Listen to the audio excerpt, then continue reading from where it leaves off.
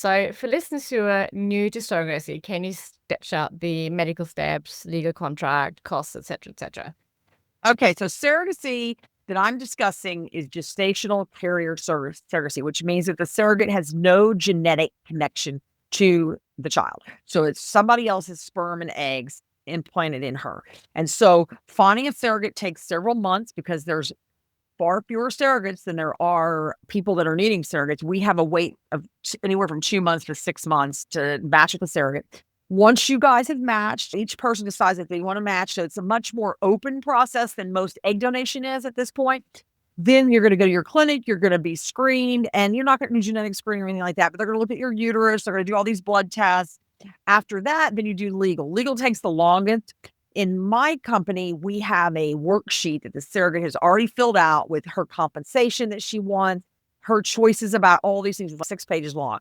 When will you allow the parents to make choices for you? How much compensation do you want for a C-section? Do you want to pump breast milk? So all these questions are in there. That goes to both the couple and the surrogate and her husband, if she has a partner, have signed this, and it goes to the attorney. The attorney then writes the contract based on this. The intended parents approve the contract. Then the surrogate and her attorney approve the contract. They write a letter saying everybody is happy now. The intended parents fund the escrow account with her compensation and the miscellaneous stuff. And then the clinic says, okay, we received the letter, you're ready to go. And they could have an embryo transfer no sooner than 14 days after the signature on that, because that gives people time to change their minds. Okay. So soup to nuts, from the time you have matched until you have a transfer is probably 5 to 6 months. Okay.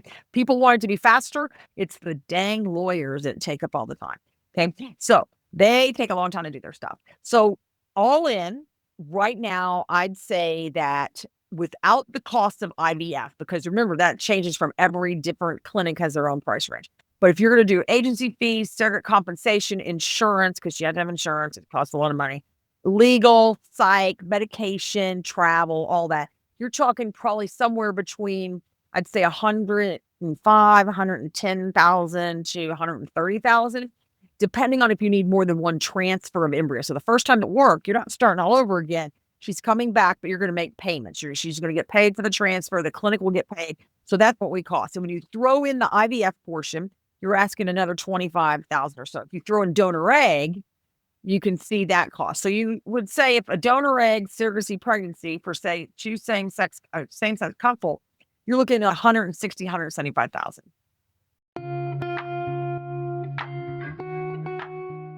Welcome back to Biohacking Eve, Health Optimization for Women with Judith Miller, where we shine a light on everything that will help you reach your best self as a woman, as unique and individual as only you can be. Live long and prosper, my friend.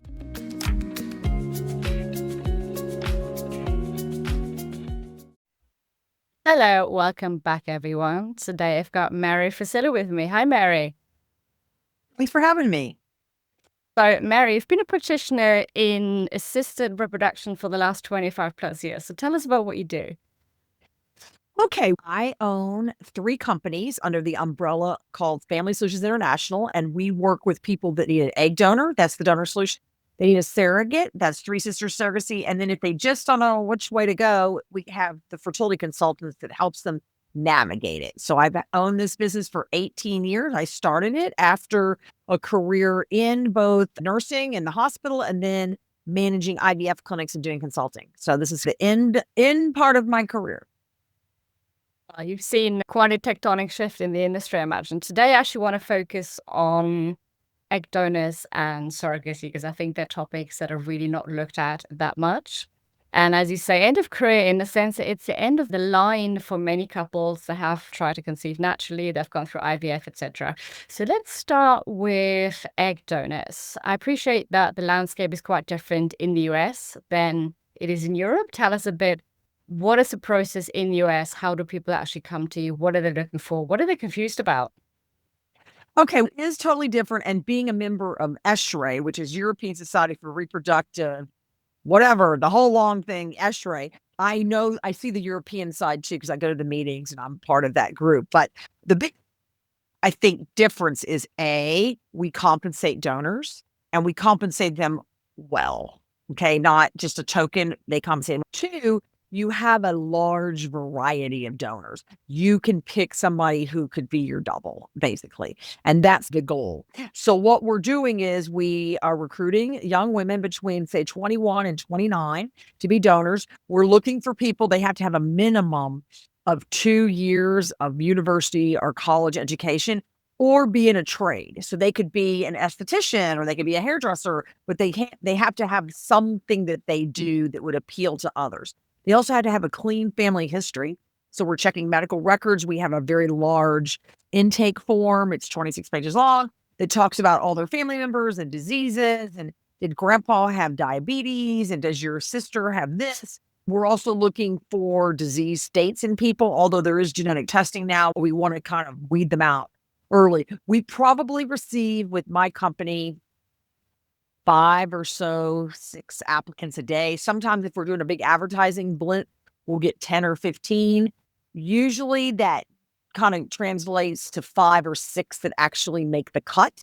And not because we're so tough. Yeah, we are tough, but it's because people drop out. They're like, oh, this sounds fun. And then they go, oh, I don't want to fill out this paperwork, or I don't want to have to get my college transcripts, and I don't want to get my medical records. So that's how come we end up with that. So we usually range between 250 and 300 egg donors at any one time. We have multi-ethnicities. We're based in Houston, Texas, which is a very international city because of the oil business, the medical business. So we have a lot of people from there, but we are across the country. So that's the egg donor side. When you say you've got a certain number of egg donors at any one time, does that mean donated eggs are always fresh, or would they come from frozen as well?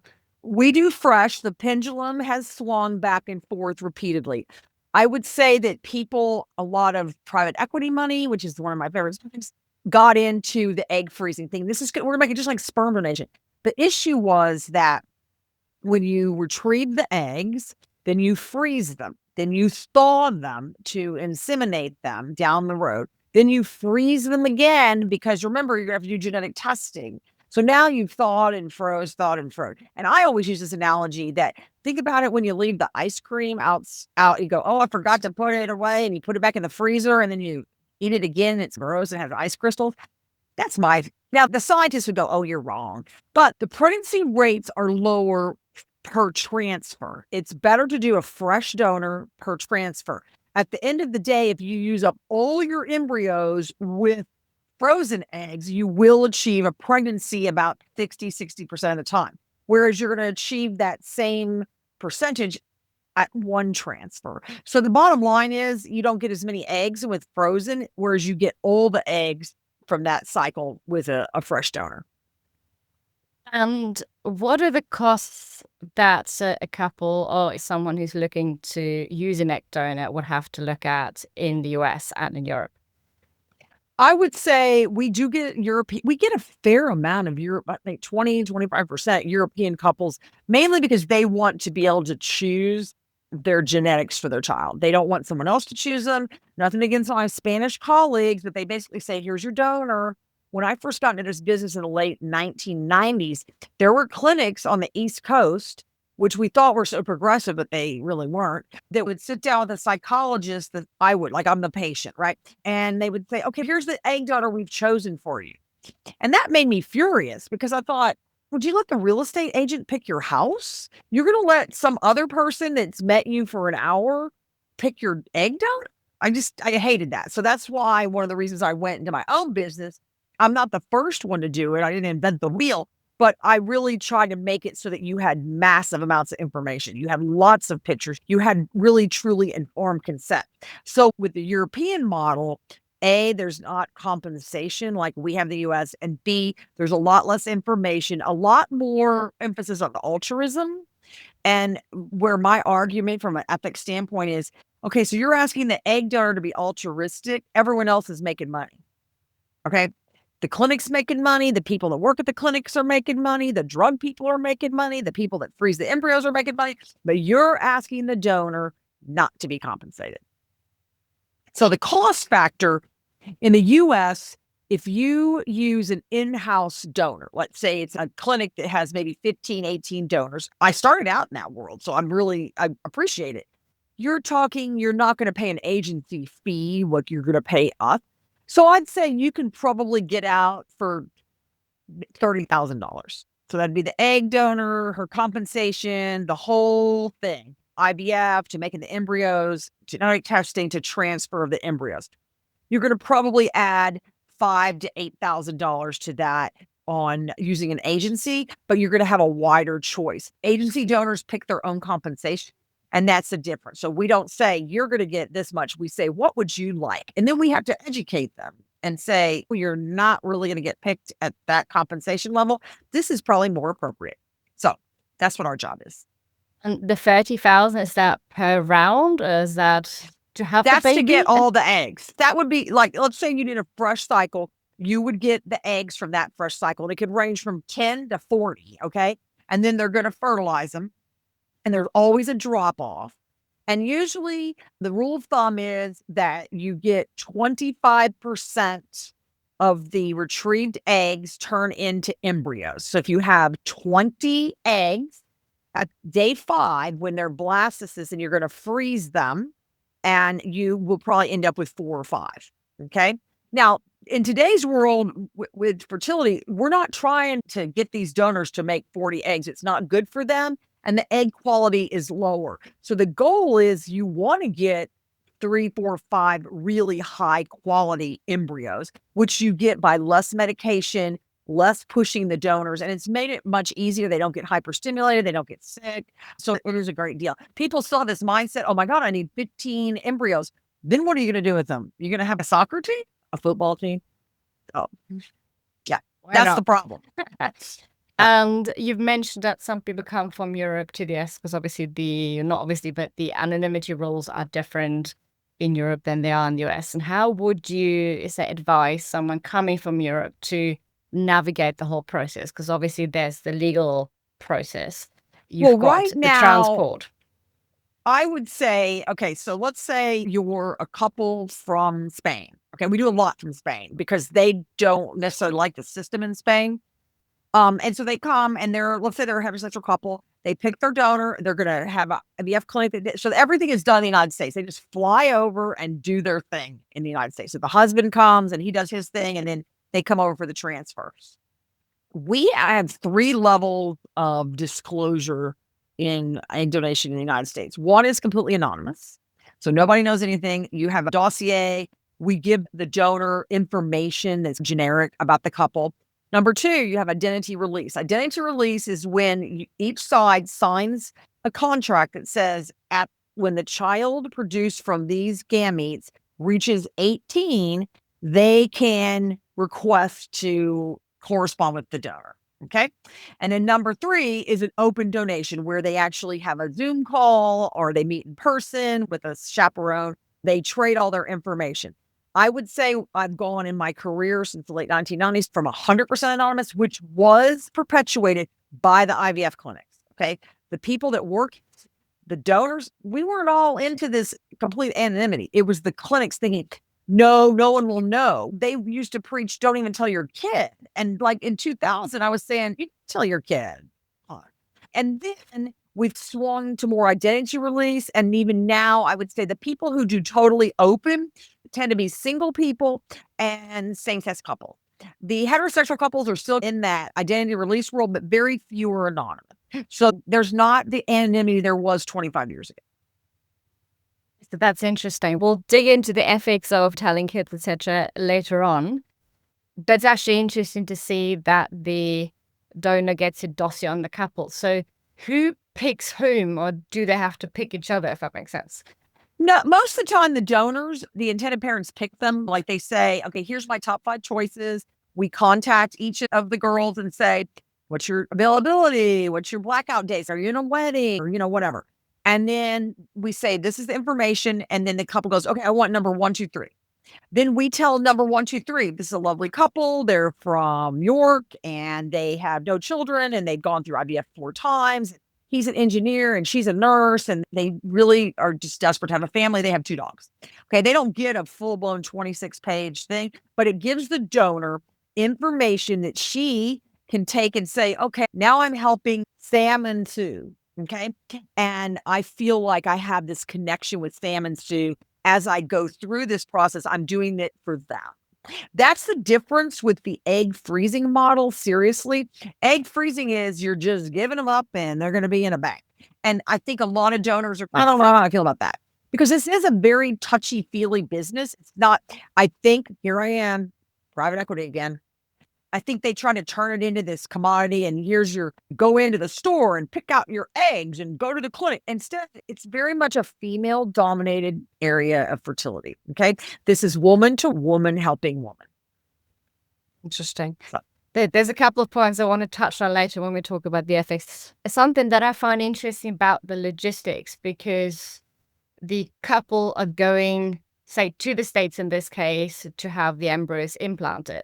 How does flying, obviously the whole back and forth, etc., how do you think that impacts the newly formed pregnancy, hopefully? Or do people just stay in the States for 6 months no, and see what happens? doesn't do anything. They've done studies on it. And the best study I know is the fact that I guess it was 2 Olympics ago. The one, I forgot where they were, but it was 2 Olympics ago. And one of the beach volleyball players, women. Okay. So you think beach volleyball, they're in those little skippy things and they're running and they're jumping and everything.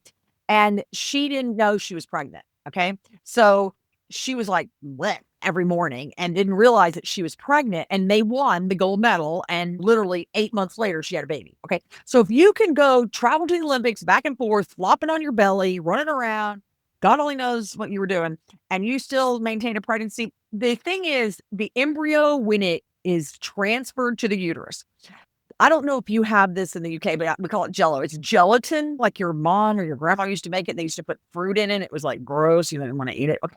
So think of gelatin. Okay. Now think of the gelatin as the lining of the uterus. So in comes this straw with the embryo in it, and then it ejects the embryo into the gelatin. And then they pull it out. What happens? Is there a hole in the gelatin? No, it just covers it back up. So the embryo is put into this gelatin mass, and then it takes about 3 or 4 days for it to actually make its way over to the wall of the uterus and implant. So there's really nothing you can do to dislodge it.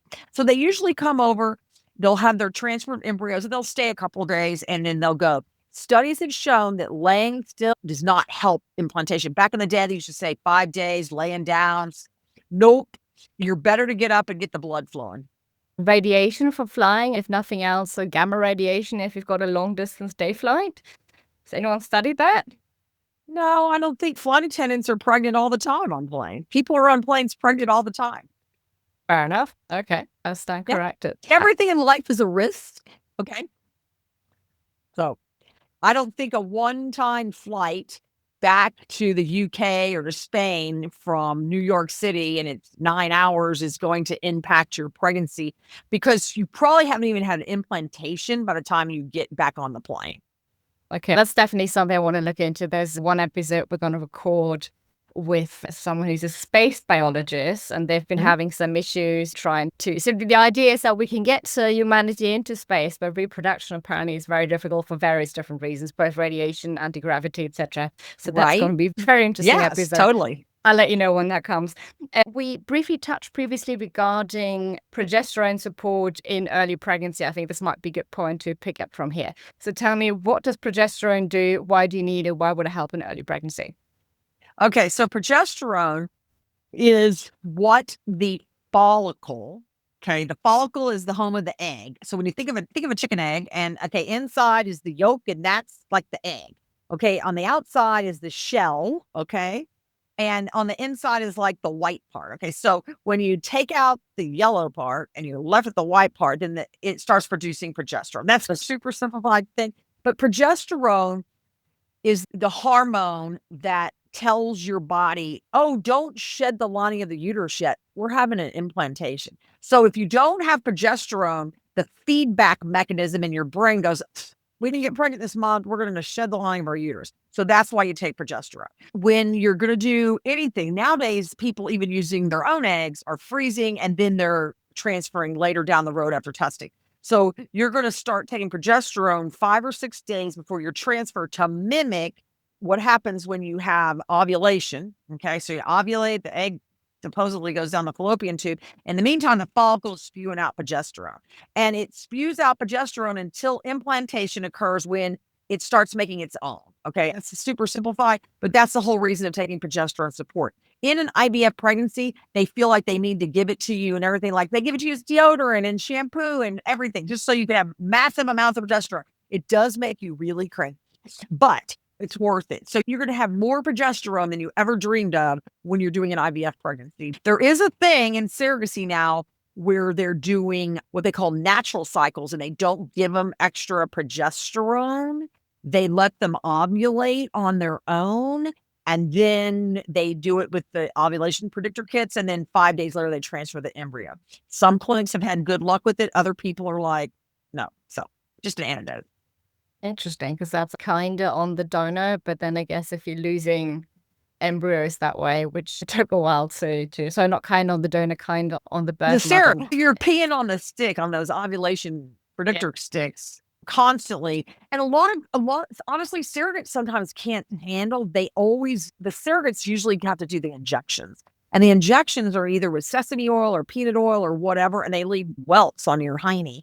And so it's not a good thing. They have tried vaginal progesterone, and a lot of clinics like, hey, it's nicer, but other ones go, you don't get the full effects. It's the big question. Some more studies to look at. Let's have another look at the whole concept of donor eggs. So tell me about the vineyard graft analogy.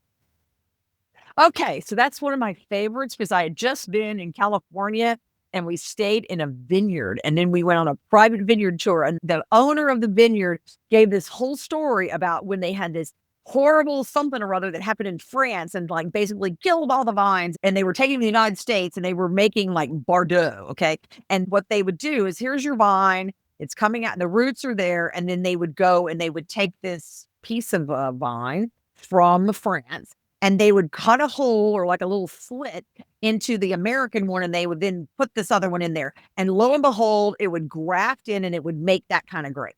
And I love that because I thought to myself, that's what you're doing. You're just grafting this lovely person who's giving you a piece of her DNA.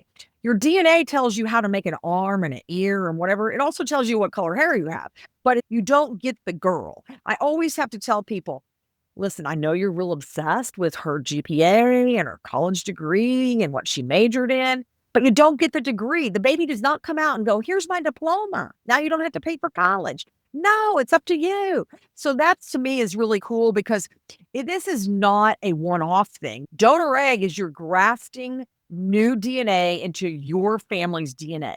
And I always feel really awful sometimes when people, they just feel so shamed and so sad. And it's, oh my gosh, 50 years ago, you couldn't do this. You get to be pregnant. This gets to be your baby. Without you, it would never be a baby. It would just be an embryo in a petri dish. Can you tell I'm passionate about this subject? I can. I love it. Yeah. So how long does it take for typical donor egg cycle, say, from matching the donor to actual embryo transfer?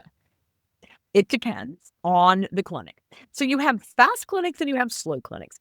The slow clinics tend to be big, giant clinics that have 4 and 5 satellites, and they have one donor coordinator, and they're doing 5, 10 cycles a month of just donor, not to mention regular IVF. They take a long time because the donor has to be seen at the clinic, and they get a big souped up well woman exam and look at her ovaries and have all this blood tests. And then they got to wait 2 or 3 weeks for her to come back. And a lot of times, if they have not had genetics yet, if it's a first time donor, that takes a month to get those genetics back. And then you find out that the husband of the intended parents, he has some really weird esoteric genetic disorder. So now you got to test her for a single gene test, which takes 3 or 4 weeks to come back. So by that time, 4 months have gone by and everybody's a little tired. If you have a clinic that I'd say has 3 or 4 doctors and they tend to not be part of a big network, you can pick the donor. They bring her in the next week. She has her all the stuff she's going to do. They do legal. And 7 weeks later, you're having a retrieval. And then usually you as the patient have to wait a couple of weeks because you have to get your testing back on your genetics or whatever.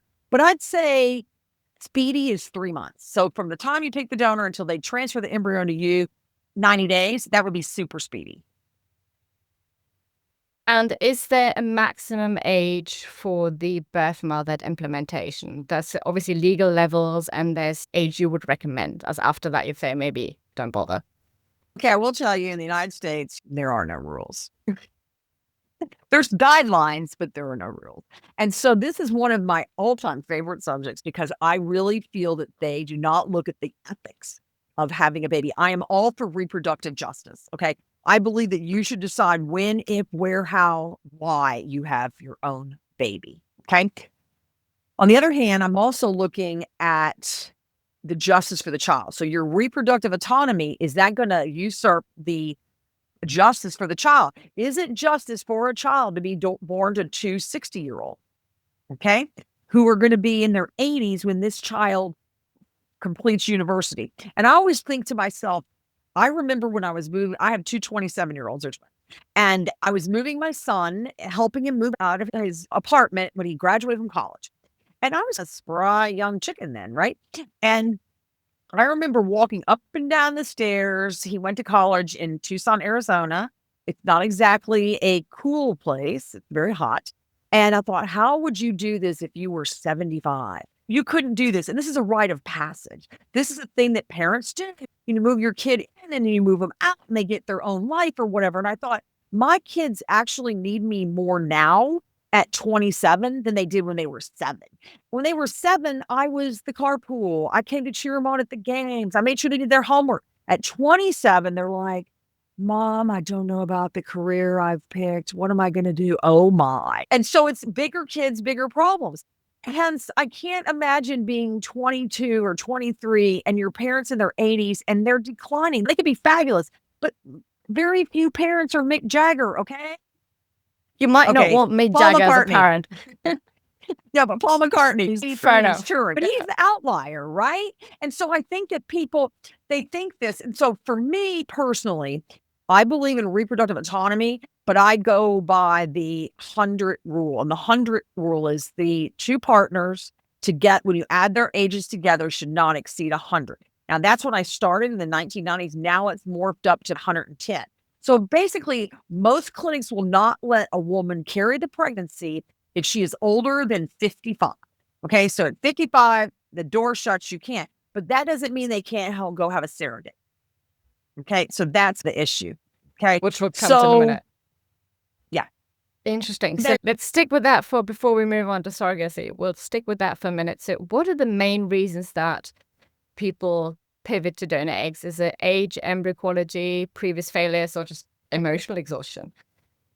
The number one reason is age. Okay. They could, generally speaking, they could be in their early 40s, which is not out of the realm of possibility to conceive naturally. But if they haven't conceived and they show up at IVF and their AMH, which is anti-Mullerian hormone, which is the marker to see how well your ovaries are performing, is 0.01, it's all over with the shouting. You don't have any follicles sitting on your ovaries. That, then multiple miscarriages. And then I'd say back in the day when I first started, it would be because they carried genetic conditions and we didn't have the genetic testing. So they might be a carrier for Huntington's disease. They could be cystic fibrosis. So let's say two people married each other and they each had family members with cystic fibrosis. They didn't know, were they going to have a baby with cystic fibrosis? So they would go to that.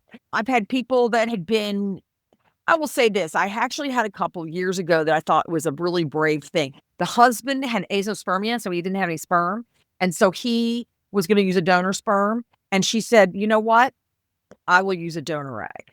And that way, neither of us has priority.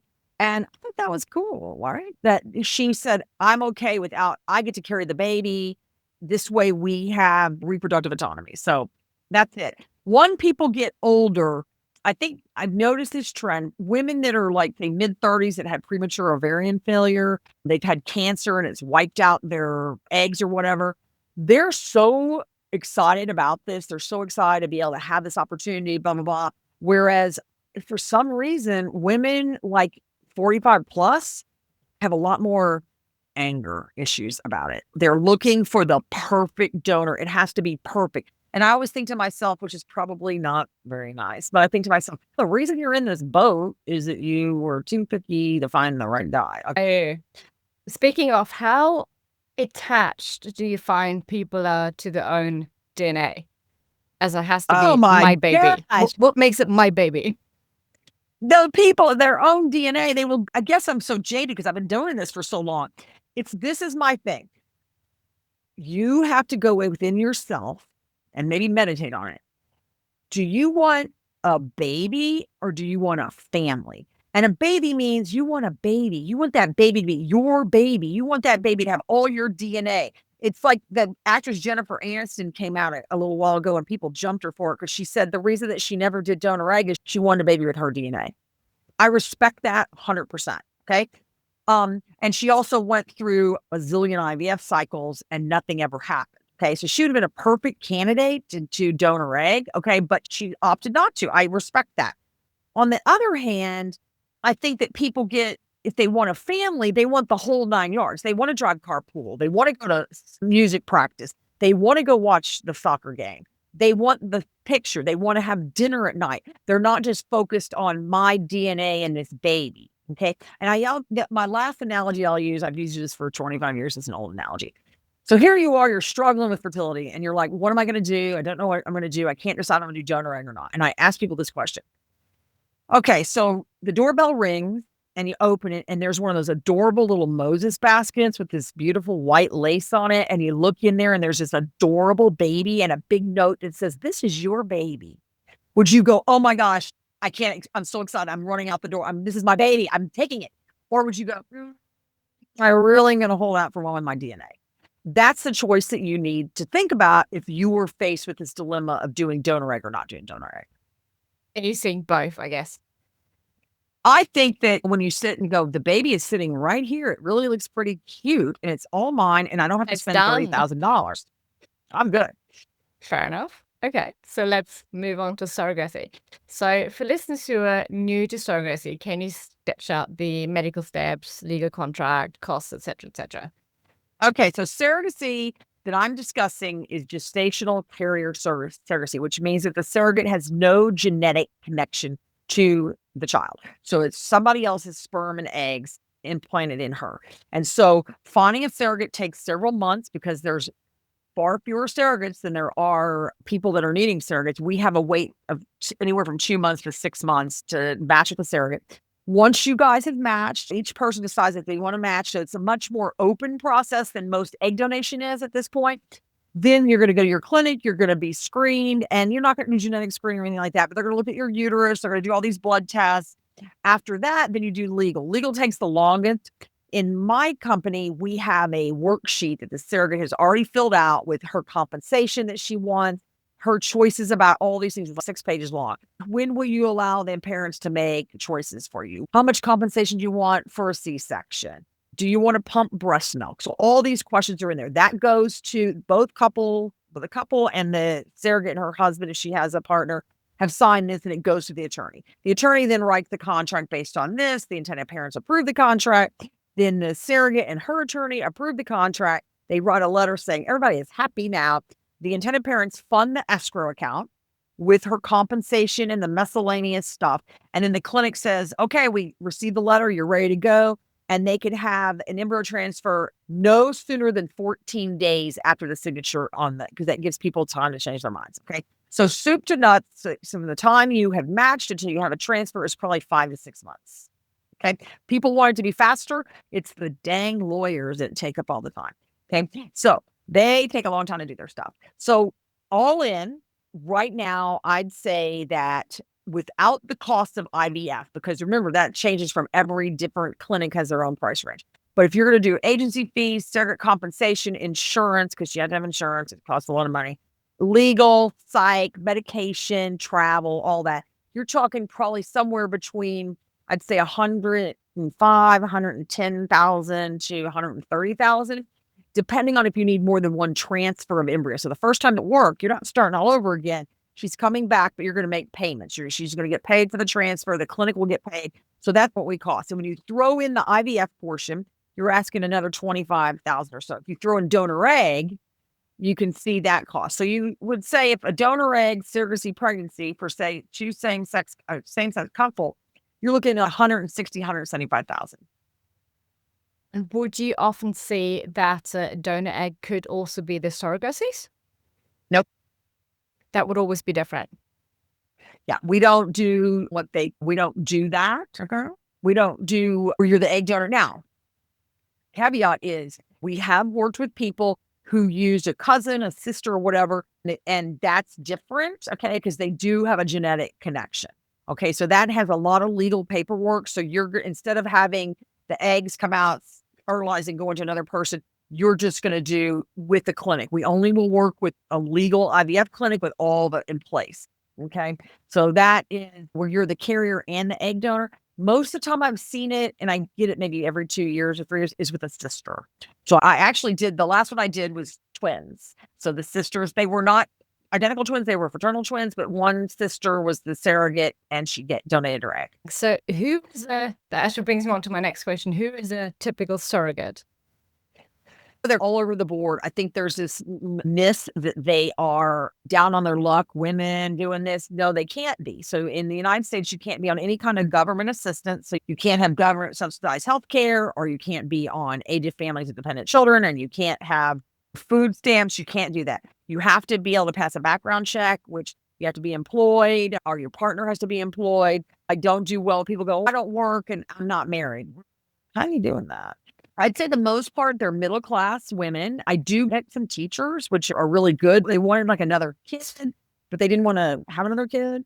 And they do it so that they have the baby in the summer. I get NICU nurses. So neonatal intensive care nurses, they have been good because they've seen what happens when there's tragedies.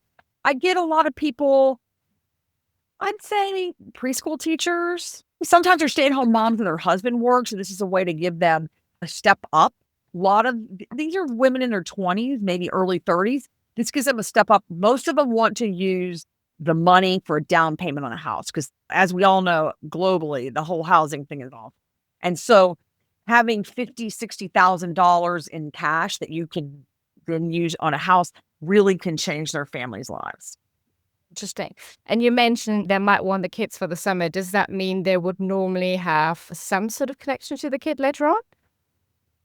Most of them have what I'd call an acquaintance type relationship. Now, that's maybe 10, 15% actually have and it's usually with the same sex guys, they tend to have a closer relationship with their surrogate, but there's not a woman that's having the loss. And I think that if I try to educate the surrogates about when you're stepping into her role of gestating her baby, whether it's with her own eggs or with a donor egg, she's lost. She doesn't feel part of it. Okay. So it's understandable that she wants that part of her life to go away. And now she is a mom.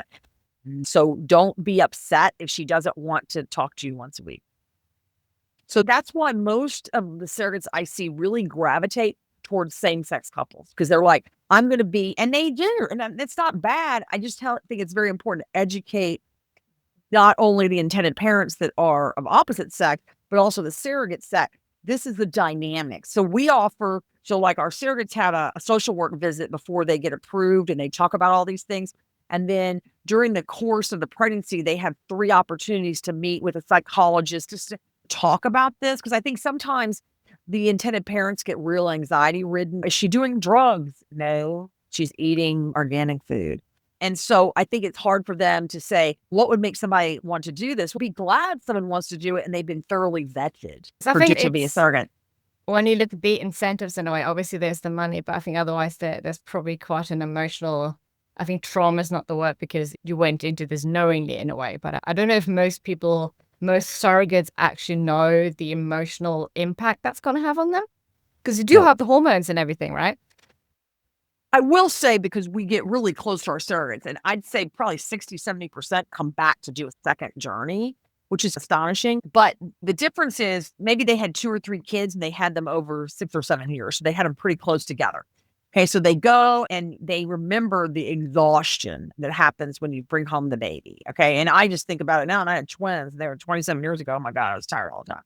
So they don't do that. They go home, and if they're not going to pump, they quit leaking breast milk in a week or so. It's painful because having it dry up is painful. But then they get back literally 2, 3 weeks later, they're back at the gym or they're back to walking or whatever, and they bounce back.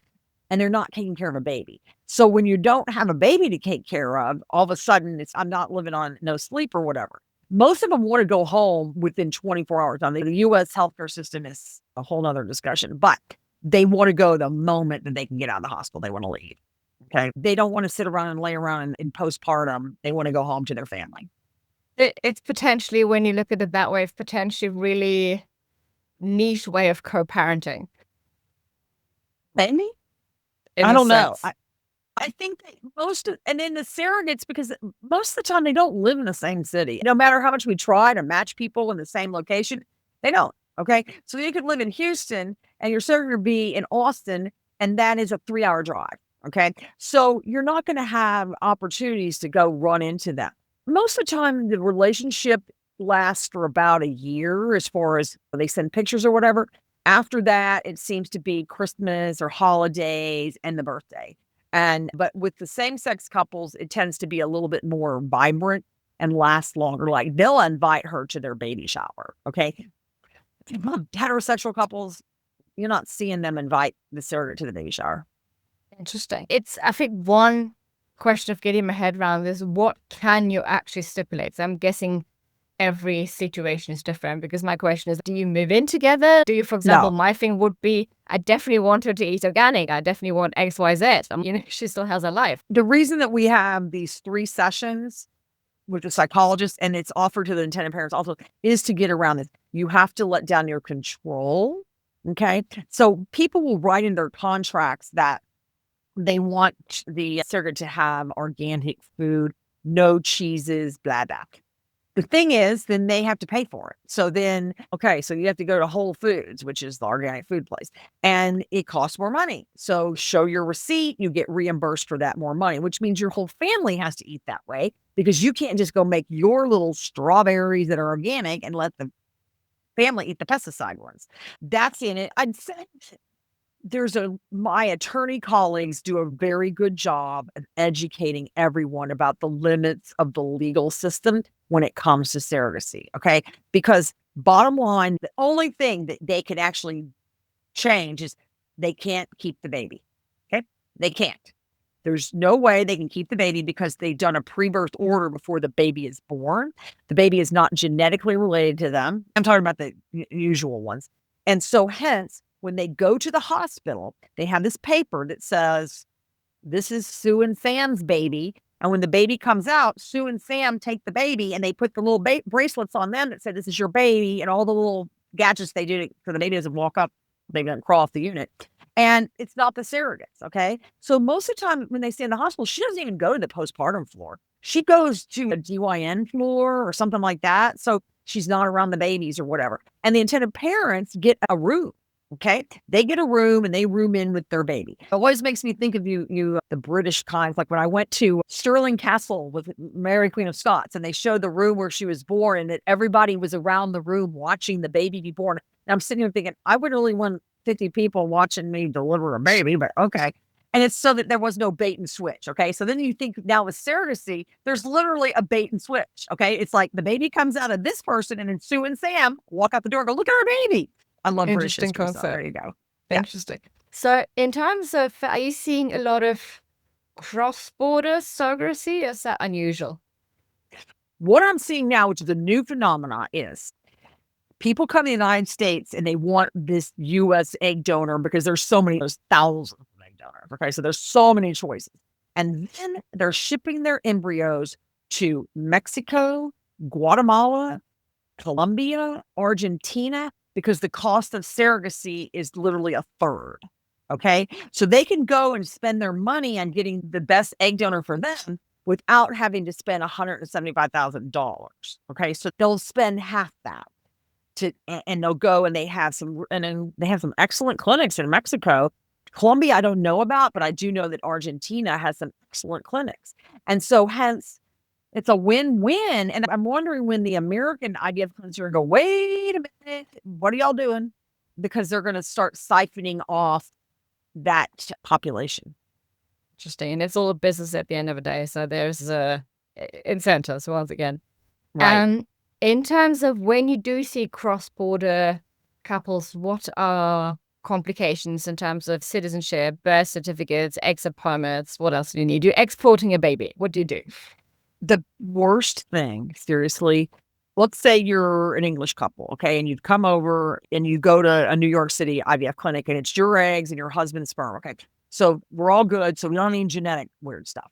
But you can't get insurance without paying about $28,000 for the baby, okay? So when the baby is born, because remember, you've already severed your parental right. The surrogate's already severed her parental rights. So when the baby comes out, the moment the umbilical cord is cut, it's those people's baby. And if there's any complications from then on, or the baby needs to go to the NICU, they have to pay for it. So you have to get insurance policies, right? And you can't get one because you're not a citizen or a legal resident, okay? So hence, you have to go through a third party, which is Lloyd's of London, and they charge a $28,000 deductible.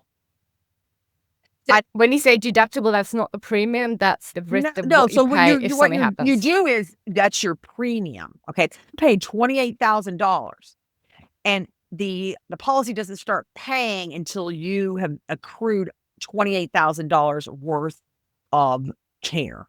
So at $29,000, it will start paying. Okay, so when people from overseas say they want twins, I'm like, negative.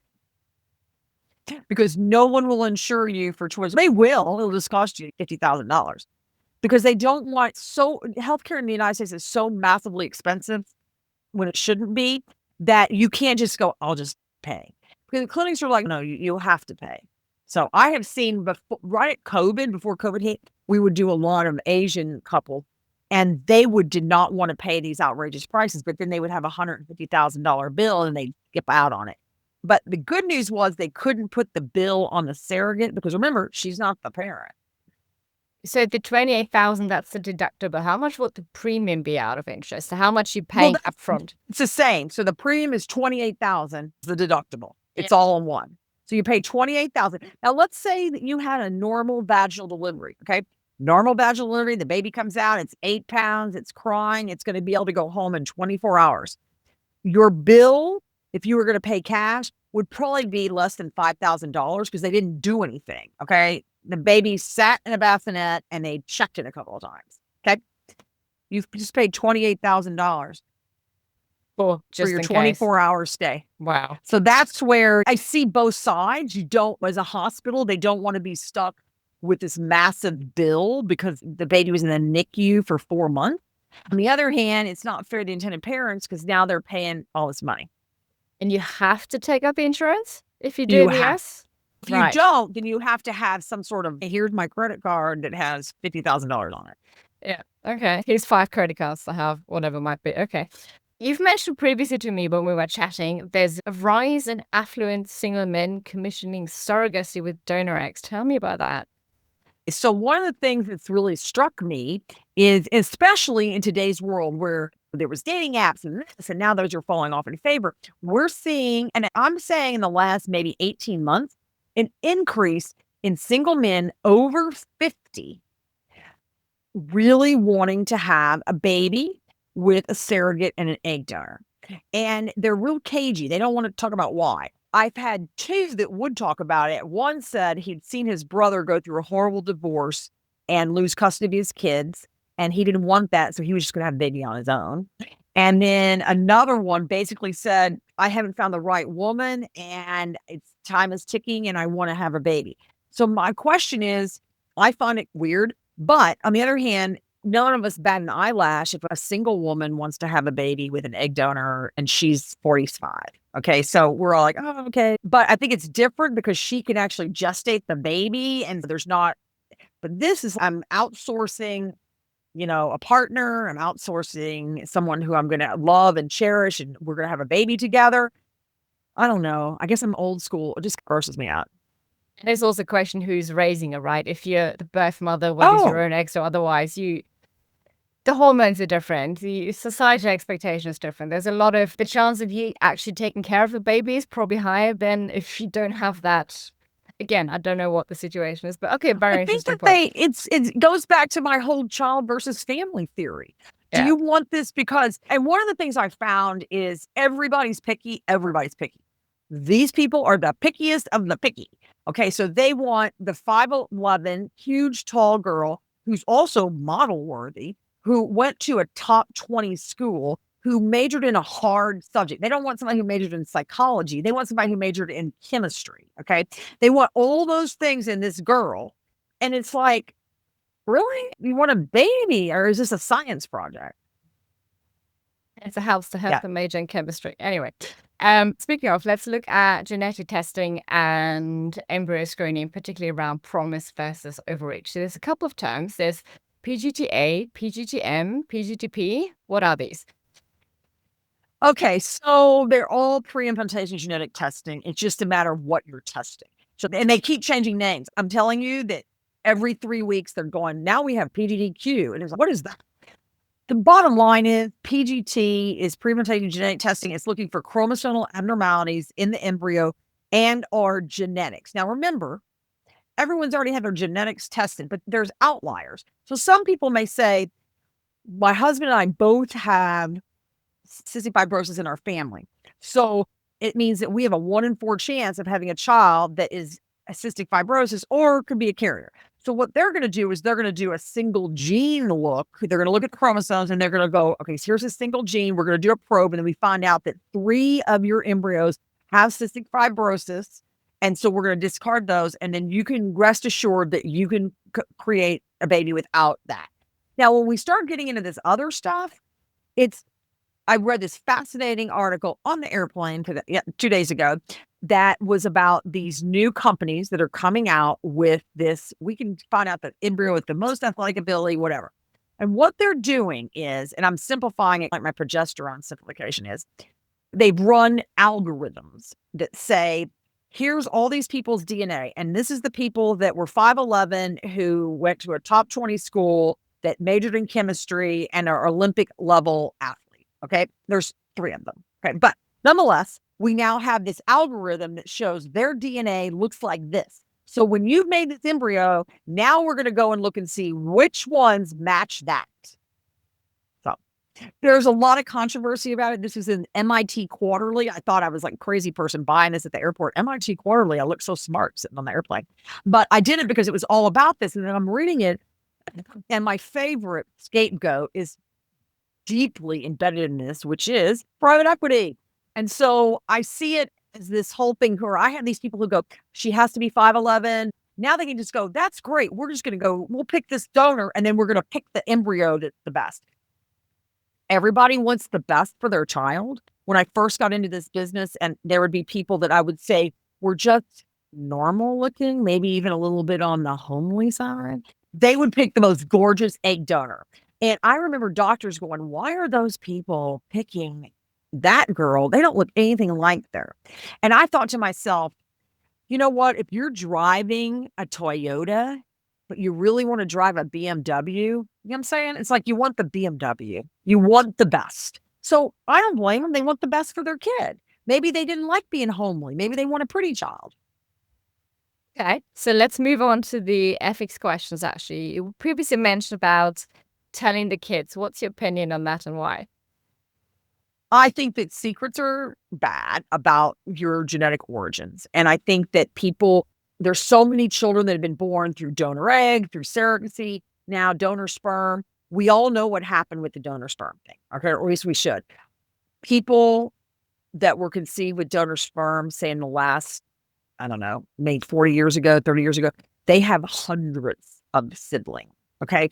And I think that's very discombobulating for people. It's one thing to say, I have all these relatives out there that are my 4th cousin. No, these are your half siblings, okay? That's a whole different ballgame. And so by not telling people, all this bad stuff could happen. And I think people get real caught up in the consanguinity. Oh my God, my kid will have 2 heads because they accidentally married their half brother. Not really. It had to be like Egypt, and they had to keep doing that for millennia before you'd start getting a 2-headed baby. But on the other hand, I do believe that people it's ethical to tell them their origins. And I believe we preach it to everybody. Start early and often with your child.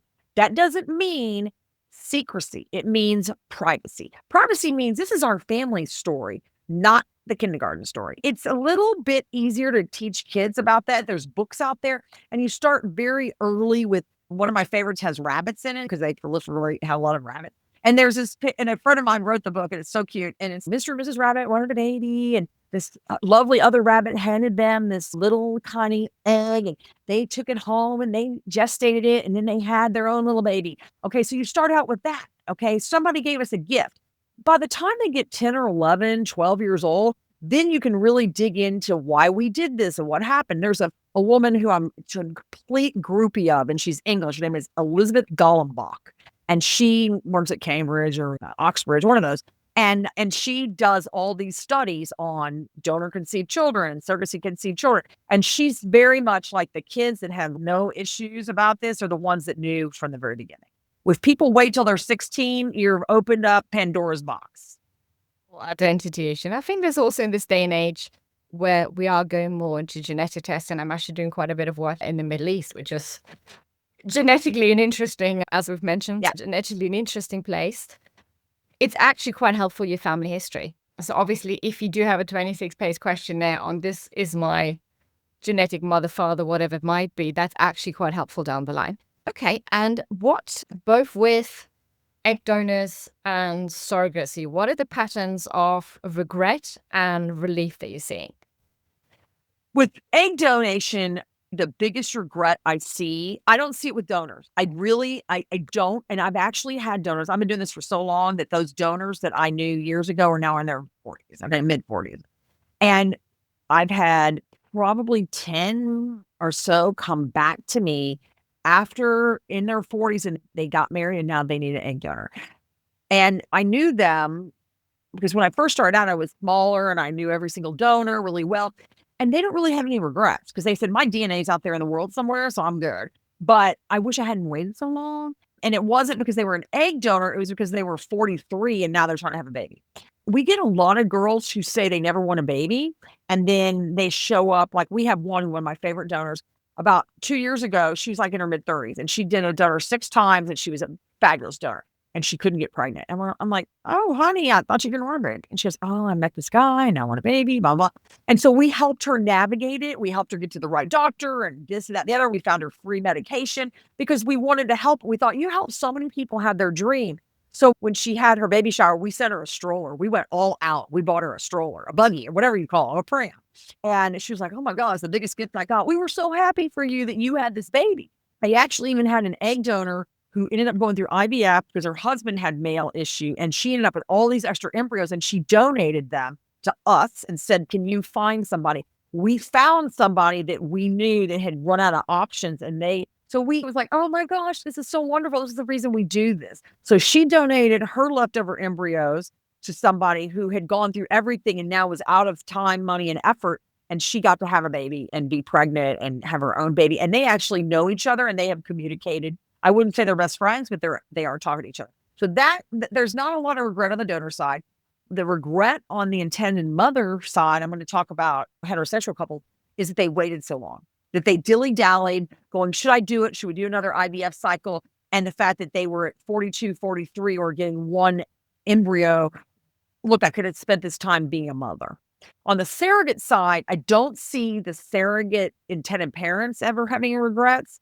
The surrogates end up having some regrets about the people they chose to carry for. I think they think it's this magical experience. Everyone calls it a journey in the parlance of fertility. And I think they think it's this magical journey. The egg donors are given a lot of information because it's a big procedure. I'm not that carrying a baby in, but they're a little different with egg donors. So they really walk in prepared. I know it's going to do this. The surrogates think it's all going to be Disneyland. And it's not. Sometimes the intended parents are not very communicative. Sometimes they are too demanding. Sometimes they just ghost them. So that's the whole ball and wax. But I don't see regret on the side of intended parents. At least I haven't seen it myself. Interesting. I'm getting goosebumps, actually, some very interesting anecdotes. Any last words of wisdom? Anything that you think other practitioners or people who are entering this space should know and could benefit from your 25 years of experience? I'd say if I could limit it to one, I would say that when people are going to pursue third-party parenting, and I'm going to say egg donation, okay, because it's much bigger than surrogacy, is do not get caught up in the nuances of every little thing about the donor.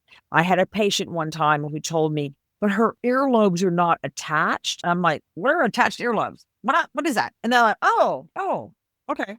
So I think that people need to go, someone's getting me a gift. If this person, because remember, you have her picture, lots of her pictures. If I can put this person in a family portrait, like at Christmas time, where people go, oh my God, who's that? Or they go, no big deal. Okay. She just fits in. That's it. Remember, you're growing the baby. You nurtured the baby. You're the one that will teach it how to go potty. Okay. You will be potty training this baby. So don't think that this donor has over influence on it. It's not, the donor is not going to influence your child's life. She influenced it at the moment of conception. And from then on, she's a donor and you're the mom. Do you think it's easier to have an egg donor and carry the baby yourself from a woman's point of view, or to use your own eggs and have someone else carried, or like even have donor eggs, have someone else carried, and then be a mom? Okay, so there's actually a study done in the late, I guess I'd say maybe 40 years ago, right when they started doing donor egg. And they asked women, it was from the University of Iowa, corn country, right? And it was just the questionnaire was, you had your choice. You could carry the baby with an egg donor baby, or someone else could carry your genetics. And it ended up being almost equal. So people were divided. Okay. The interesting thing was women who'd had a baby, in other words, so they'd had a baby on their own, right? They were just, these were not fertility patients. They were just random OBGYN patients. People who had a baby said, oh, 100%, I always want to carry the baby. People who didn't have a baby were all like, oh no, I'm good with that. I just want to make sure it has my DNA. So I do think there's something to be said for the process of pregnancy that makes you have a connection to that child no matter what. And one of the things in surrogacy is that they have to sever that connection, but they've thought of it the whole time. This is not like you're pregnant, you think you're going to go home with the baby, and then somebody snatches it away from you. You've known going into this that this is your babysitting. So that's it. That's what I see. But this is interesting. How are you seeing fathers getting more or less attached, say, in natural pregnancy? So they've been there through gestation, it is their DNA, versus the various different options of who donated what to who, etc., but they're still there for the gestation, versus the whole thing of surrogacy, again, could be their DNA, could be someone else's DNA. Obviously, that's a lot of different cases. I would say that, okay, with the surrogates, their partners are not very involved. They're just there. Okay. They're there as a helper. They'll be at the delivery, they'll do this, but they're just there. Sometimes I've seen them, the four of them have a relationship, like the two guys will talk football or whatever, but that's not it. Where I see the biggest disconnect, which always makes me the saddest, is when I call it the male partner is driving the bus. Okay. So he's the one that makes the first call and he's the one that says, no, we don't like this egg donor. And the worst is when people have an egg donor and a surrogate. The woman basically feels like I'm sitting in the back seat and no one cares about me. Yet I'm supposed to jump up when this baby is born and suddenly morph into a mother. And so that doesn't happen real often, but in my office, we all know who it is. It's if the guy calls first, we know that, okay, it's going to be one of those. And I think it's because sometimes the women, and it's usually people who are in a second marriage. So the woman might have already had 2 kids. The man never had any kids, and now they're together, and she's had a hysterectomy. So she has to have a surrogate, and maybe her eggs don't work by now. Okay. So she's tuned out. She's already raised kids. And so then that's what they want. So that's the deal. That was a really beautiful episode. Thank you for that. Okay. I enjoy talking about all of this cool stuff. And I will say the United States is out there sometimes, but I do the fact that we believe in reproductive autonomy, at least for the nanosecond until it goes away. But right now we have reproductive autonomy. So you can pretty much do what you want. You can have a baby. You can not have a baby. You can use a donor. You can use a surrogate. You just have to be in the right state. But we don't have legislation nationally that says you can't do that. Thanks, Mary. Okay. It was fun. Fabulous.